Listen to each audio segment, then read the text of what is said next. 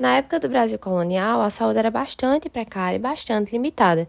Não se tinha um sistema de saúde organizado, como nós conhecemos hoje em dia, e os cuidados médicos eram bem rudimentares.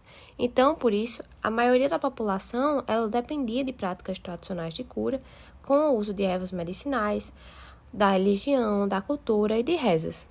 E algumas poucas pessoas que ainda tinham acesso aos médicos, aos cirurgiões, era a elite colonial, que mesmo com esse acesso ainda não era suficiente para que fosse tratada todas essas doenças, porque não existiam iniciativas científicas, pesquisas realmente a fundo que soubessem de onde as doenças surgiam e como elas realmente deveriam ser tratadas.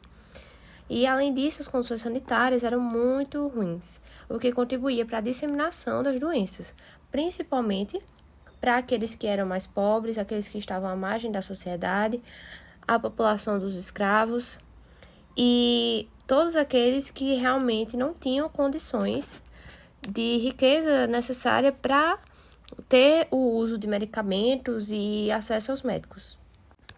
Além disso, as doenças elas surgiam muitas vezes com as vindas das grandes navegações, dos portugueses, dos navios que traziam escravos e que traziam as doenças tanto dos próprios países quanto as doenças que eram adquiridas no trajeto, já que era um trajeto com muita sujeira, com muita insalubridade. E as principais doenças que afetavam a população eram as infecciosas, que tinham as epidemias de varíola, sarampo, febre amarela, malária, cólera, que muitas vezes elas se espalhavam rapidamente e causavam grandes surtos e alta mortalidade. Existiam também as doenças tropicais, devido ao clima, que representavam um grande desafio para a saúde pública.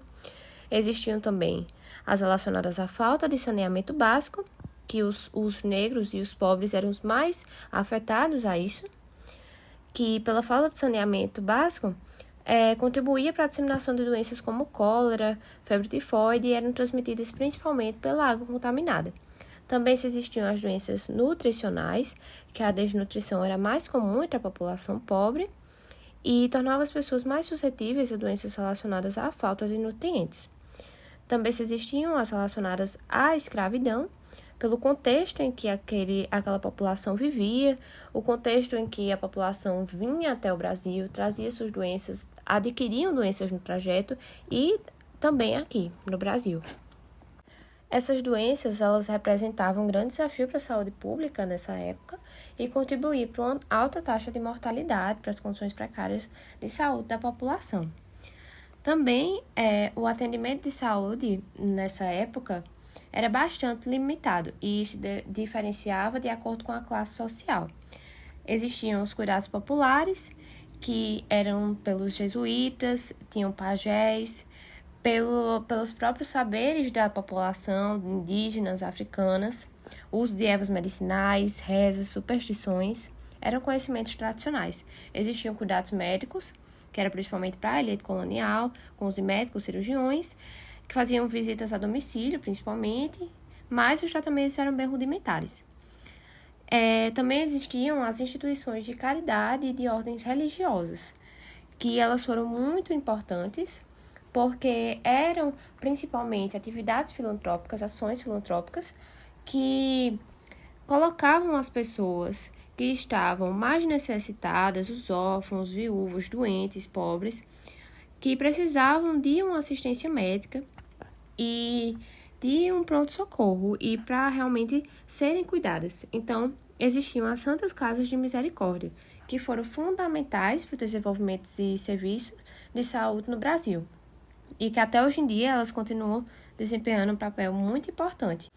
Em resumo, com a abertura dos portos ao comércio exterior e de todas essas grandes navegações e das condições em que os escravos, quando chegavam aqui, enfrentavam, eram propícios para a propagação das doenças e que, principalmente, os negros escravizados e os mais pobres, eles sofriam demais por conta disso, porque as doenças eram transmitidas muito fáceis e como não se tinha um conhecimento sobre a saúde, sobre a medicina e sobre os medicamentos que deveriam ser utilizados, as pessoas morriam facilmente e essa contaminação também era muito fácil.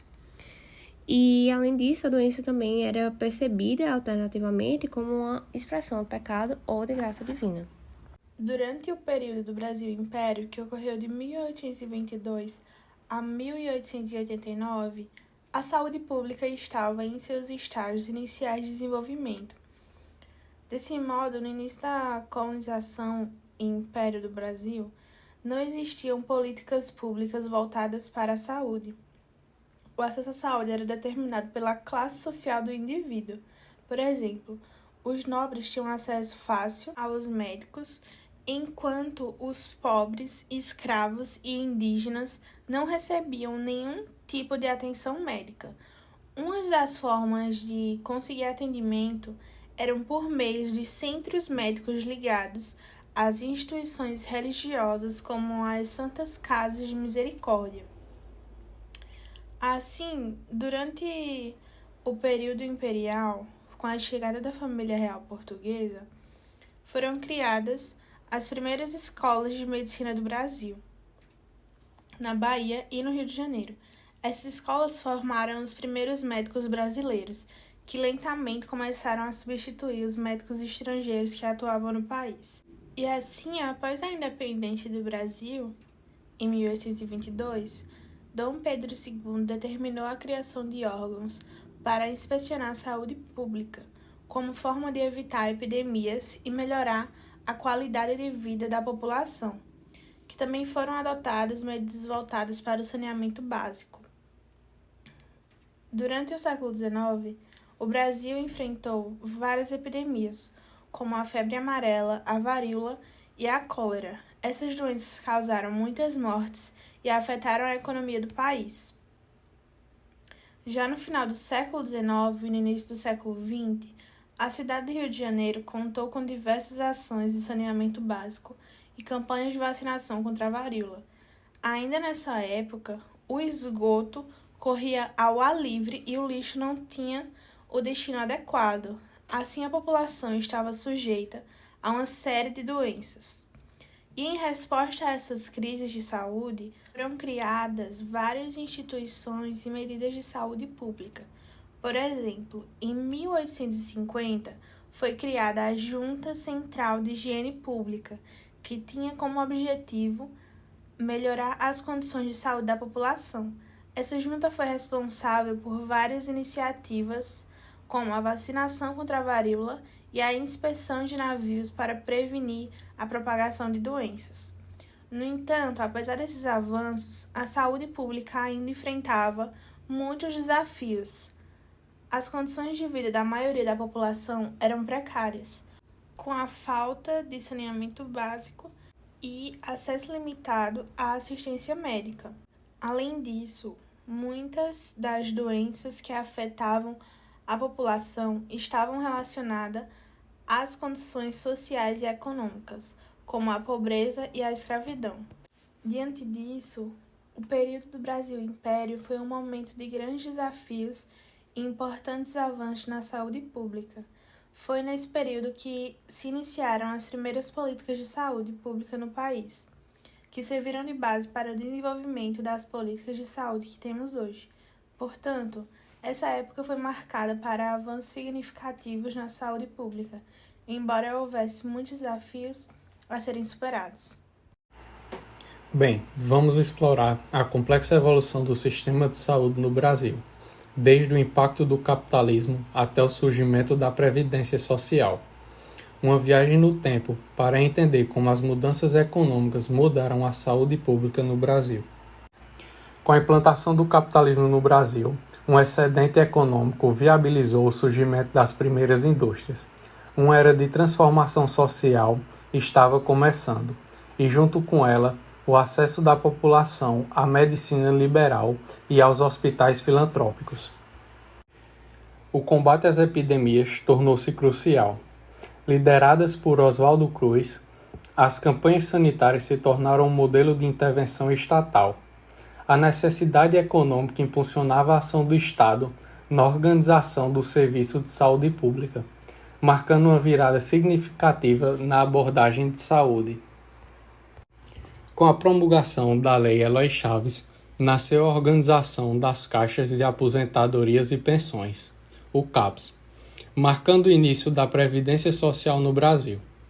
Estas eram organizadas por instituições ou empresas, financiadas e geridas pelos trabalhadores e empregadores, oferecendo aposentadoria, pensão e assistência médica. Ao longo do tempo, as CAPs se expandiram, incluindo mais trabalhadores. Contudo, o acesso à saúde ainda era limitado, principalmente aos trabalhadores formais que contribuíam para a Previdência Social. A estrutura continuava a se desenvolver, mas desafios persistiam. Ao final de 1932, existiam 140 CAPs, com quase 19 mil segurados ativos, 10.300 aposentados e aproximadamente 8.800 pensionistas. Entre as prestações oferecidas aos segurados das CAPs, constavam, além das de natureza previdenciária, a assistência médica e o fornecimento de medicamentos. Mas haviam grandes diferenças entre os planos de benefícios, porque inexistiam regras comuns de funcionamento técnico e administrativo. Cada órgão estabelecia seu regulamento, que refletia parcialmente os anseios de cada segmento da classe trabalhadora, e dependia da capacidade de receita disponível por meio das contribuições. Ao fim da República Velha, as políticas de saúde estavam centradas no controle de epidemias e na assistência médica aos contribuintes da Previdência Social. Essa jornada histórica mudou o panorama da saúde no Brasil, preparando o terreno para os desafios e avanços que viriam nas décadas seguintes.